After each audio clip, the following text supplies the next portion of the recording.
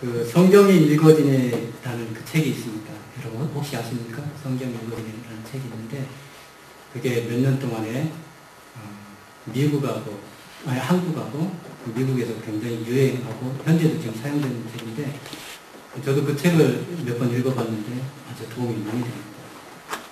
그 책의 서론에서 이런 이야기를 하였습니다.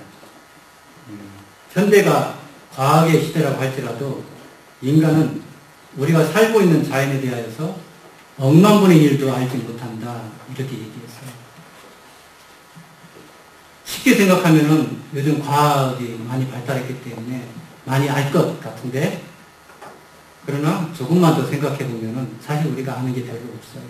자연의 신비에 대해서 그리고 창조의 신비에 대해서 우리의 몸과 마음의 신비에 대해서 우주의 신비에 대해서 아는 것이 거의 없는 것이 사실입니다. 인간은 하나님께서 준비해 주신 환경 속에서 은혜로 그냥 살아갈 뿐이에요. 인간이 자신들이 잘 알고 있는 것처럼 생각되는 자연에서도 거의 아는 것이 없다면 영적인 세계는 더더욱 말할 것도 없이 아는 것이 별로 없습니다. 그래서 우리가 영적인 세계에 대해서 우리 스스로는 깨달을 수 없고 알 수 있는 길이 있다면 성경을 통해서만 알 수 있습니다. 우리가 존재하지만 존재하게 된 그 배경에 대해서, 근원에 대해서, 목적에 대해서, 이유에 대해서, 미래에 대해서, 죽음 이후에 대해서 이 모든 것들은 우리 스스로는 알 수가 없고 성경을 통해서만 알 수 있습니다. 그래서 인간은 영적인 세계에 대해서는 철저히 성경을 의지해야 하고 철저히 성경을 따라야만 한다고 그분이 말씀을 하셨는데 너무나도 적절하고 합당한 생각이라 이렇게 말이라 생각되었습니다. 성경에서 인간은 죄로 인하여 어두운 가운데 붙잡혀 있어서 진리를 알지 못한다고 말합니다. 성경에서 그렇게 얘기합니다.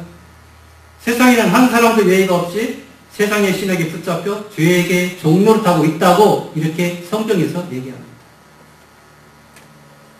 그러나 사람들은 자신들이 죄에 붙잡혀 있다는 사실 그 자체를 모릅니다. 그냥 내가 살고 있다고 생각하지 내가 죄에 붙잡혀 있다는 그 사실 자체를 모릅니다.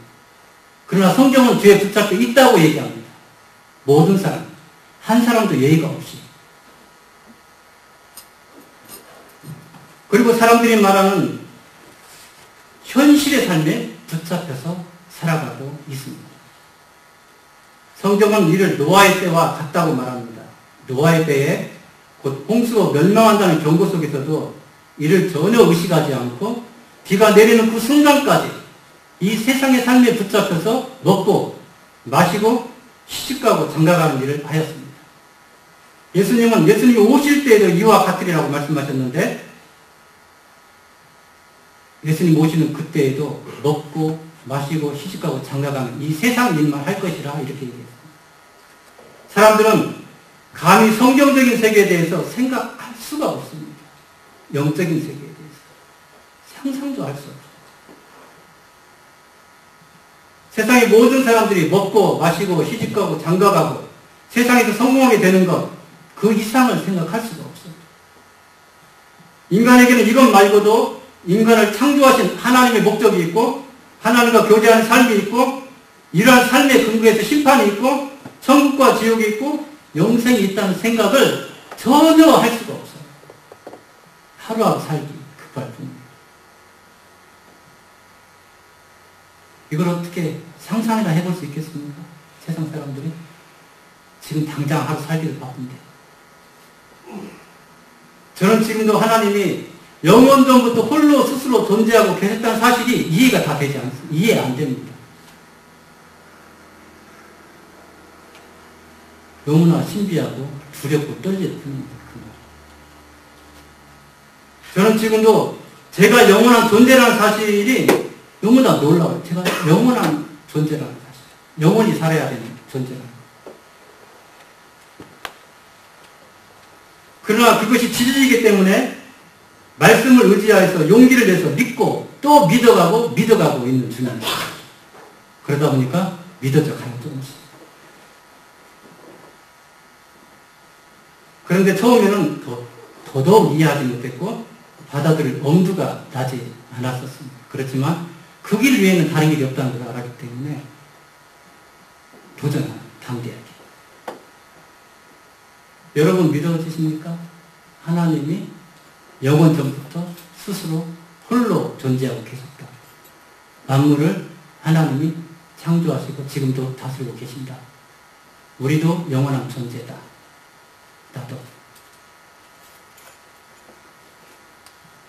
세상 사람들은 세상만 붙잡혀 살아가면서 세상에서 행복한 것, 만족한 것, 소망이 되는 것을 찾으려고 노력합니다. 그래서 공부도 하고 철학도 하고 예술도 하고 건강도 추구하고 사랑도 추구하고 돈도 벌어봅니다. 사람들이 힘을 다하여 열심히 살면서 삶의 문제를 해결해 나아가고자 합니다. 그러나 역사상 어디에도 인간의 문제를 해결했다고 하는 사람은 없습니다. 혹시 들어보신 분 있습니까? 인간의 문제를 다 해결했다고.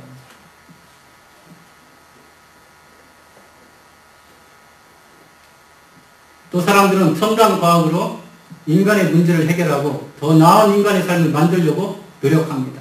그래서 지식과 과학은 계속 발전해 갑니다. 하지만 인간의 문제들은 훨씬 더 험해지고 있고 악해지고 있습니다. 과학과 지식이 아무리 발전한다 해도 사람의 마음은 조금도 변하게 하지 못하기 때문입니다. 오히려 사람의 마음은 갈수록 더 악해지고 있습니다. 사람의 마음이 여전히 죄 가운데 있고 사단의 종노릇을 하고 있기 때문입니다. 이것이 성경이 말하는 인간의 모습입니다. 그래서 성경에서는 인간은 결국 죄 가운데서 멸망에 이른다 이렇게 얘기합니다. 노아의 시대처럼. 그런데 이런 세상에 하나님께서 소망을 주셨어요. 복음, 은혜를. 그런데 그걸 다른 말로 하면은 곧 기독교인이 되는 길이다 이렇게 얘기합니다. 기독교인이 되는 길. 하나님께서 창세전부터 준비하셨던 복음, 예수님이 십자가와 부활을 통한 구원의 복음을 이 세상에 주셨습니다. 베드로는 사도행전에서 다른 이로서는 구원을 얻을 수 없나니 천하 인간의 구원을 얻을 만한 다른 이름을 우리에게 주신 일이 없음이니라 라고 말씀하셨습니다. 온 세상을 살릴 수 있는 유일한 길은 오직 예수님이고 예수님을 믿는 길이라 이렇게 얘기합니다. 다른 말로 하면 즉 기독교인이 되는 길이다 이렇게 얘기합니다. 여러분 기독교인을 기독교인 되게 하는 것이 무엇인지 혹시 아십니까? 기독교인을 기독교인 되게 하는 것. 이것을 알아야 되는데 이것이 기독교에 있어서 가장 중요한 일이고 우리 신앙생활에 있어서 생명처럼 중요한 일이기 때문에 여러분들 분명히 이해를 해야 합니다.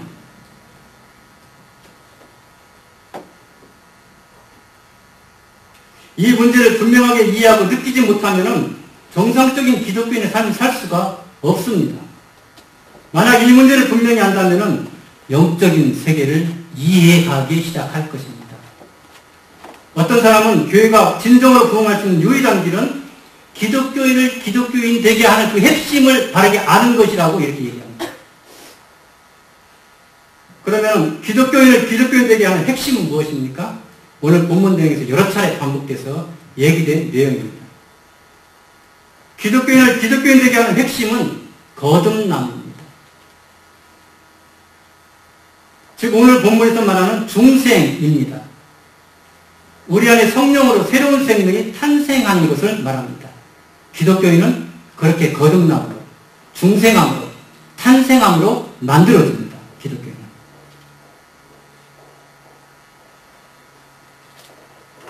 다른 말로 하면은 우리 마음 안에 새로운 본성, 새로운 성향, 새로운 가치, 새로운 사람이 우리 마음 안에 심겨진다 이렇게 얘기합니다.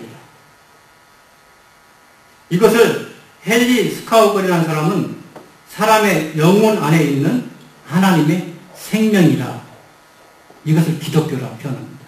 하나님의 영혼 안에 있는 하나님의 생명. 기독교인은 자신의 영혼 안에 하나님의 생명을 가지고 있는 사람을 의미합니다. 이것이 기독교인 되게 하는 생명과 같이 중요한 것입니다. 오늘 본문에서 반복해서 얘기했던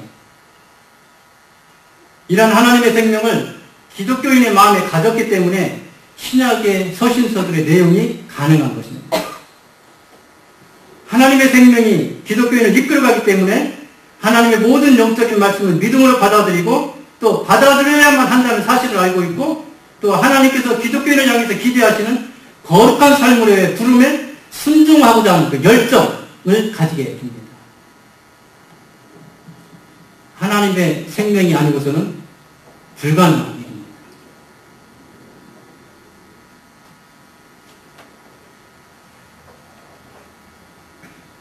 기독교인 안에 역사하는 하나님의 생명이 없이는 기독교인의 삶을 설명할, 성경에 기록되어 있는 기독교인의 삶을 설명할 수 없습니다. 기독교인은 세상 사람들보다 조금 더 착하거나 조금 더 선한 사람들을 말하는 게 아닙니다. 기독교인은. 하나님은 기독교인들을 자신의 완전하신 것 같이 완전으로 부릅니다. 조금 더 착하라, 조금 더 선하라는 게 아니고 자신의 완전하신 것 같은 그 완전함으로 우리를 부르십니다.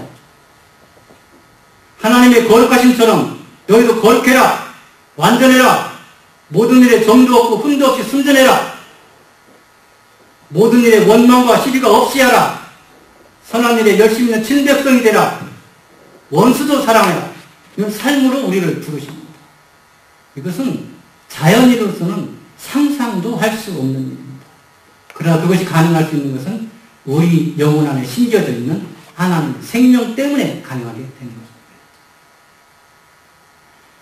그러나 하나님은 기독교인의 영혼 속에 하나님의 생명을 집어넣으셔서 그렇게 행할 수 있는 힘과 능력도 함께 주시면서 인도하십니다. 그리고 완전함을 요구하십니다. 여러분 신약을 읽어보시면은 어디에도 대충 살아라는 말이 없습니다. 기질대로 살아라는 말이 없습니다. 아마 우리가 변명하려고 하는데 기질 따라갑니다. 이건 신약성경 여러분 눈 씻고 보세요. 기질대로 기독교의 삶이 영향을 받는다 하는 말은 없습니다.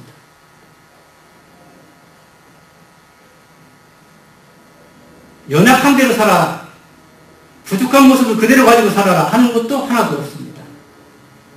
성경 어디에도 추한 삶을 당연하게 여기고 자랑하고 연약한 가운데 살아가라 하는 말도 없습니다. 이러한 삶은 하나님의 생명을 마음에 가지고 있지 않는 사람들의 삶입니다. 복음을 이해한 삶은 아닙니다. 오히려 완전하라, 깨어있으라, 하나님의 전신갑주로 무장하라, 성령으로 충만하라, 하나님의 군사다, 깨어 믿음에 굳게 서서 남자답게 강건해라 이렇게 얘기합니다. 어디에도 연약한 대로 부족한 대로 대충 살아라 하는 말은 하나도 없습니다. 우리는 우리 안에 하나님의 생명이 심기워져야만 참된 기독교인이 될 수 있고 성경의 말씀을 따라서 하나님의 부르심에 합당한 삶을 향하여 순종하며 한 걸음 한 걸음 나아갈 수 있습니다. 그러면은 여러분은 여러분 마음 안에 있는 하나님의 생명을 알고 계십니까? 그리고 믿고 계십니까? 오늘 니고데모의 대화에 있는 거죠. 알고 있어야 돼요. 그리고 느낄 수 있어야 되고 볼 수도 있어야 합니다. 이것은 너무나도 기본적이고 가장 중요한 질문이고 피할 수 없는 질문입니다. 스스로 생각해 보시고 스스로 하나님 앞에서 분명하게 답할 수 있기를 바랍니다. 저는 이 질문을 목사가 되어서도 계속 했습니다. 조금만 의문이 생겨도 질문을 반복해서 했습니다. 이 질문에, 이 문제에 조금만 의문이 있다면 영적인 다른 세계를 한 걸음도 나아갈 수가 없어요. 이 부분이 분명해질 때야 비로소 그걸 기초로 해서 다른 세계를 나아갈 수 있는 것을 경험을 해봅니다. 이것은 영적 생활의 핵심이기도 하고 견고한 기초가 되기도 합니다. 이 대답이 여러분들의 안에서도 분명할 수 있기를